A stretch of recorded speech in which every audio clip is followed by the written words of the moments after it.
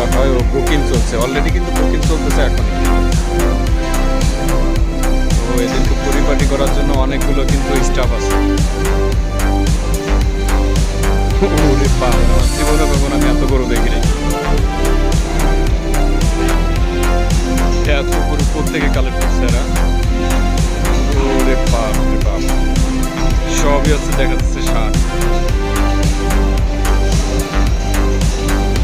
মামা, এত গরু কোত্থেকে কালেক্ট করছে এরা?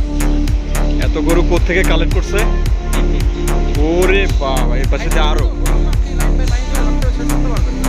ওরে আল্লাহ,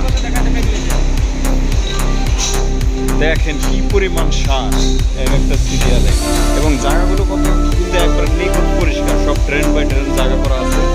মিনিটের মধ্যেই কিন্তু মনে করেন যে পানিগুলো সব ক্লিয়ার হয়ে চলে যাচ্ছে। এবং দেখেন ওদিকে খাবার জন্য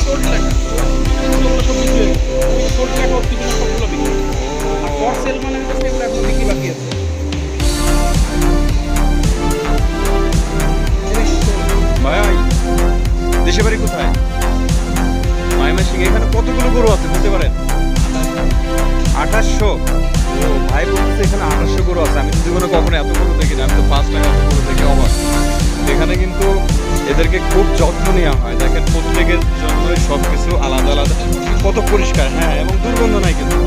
আপনি এত গরু দুর্গন্ধ এবং ময়লা হয়ে নোংরা হয়ে থাকার কথা, কিন্তু বিশ্বাস করেন এগুলো ওরকম কিছুই নাই। এই যে এগুলো অলরেডি বিক্রি হয়ে গেছে। হ্যাঁ, 2 মাস আগেই অলরেডি এগুলো বিক্রি হয়ে গেছে। তার মানে আপনি বুঝতেই পারছেন যে এদের মূল ব্যবসা হচ্ছে গরু।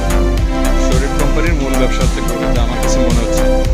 সব কিন্তু বিক্রি, সব সাইনবোর্ডে আছে, সব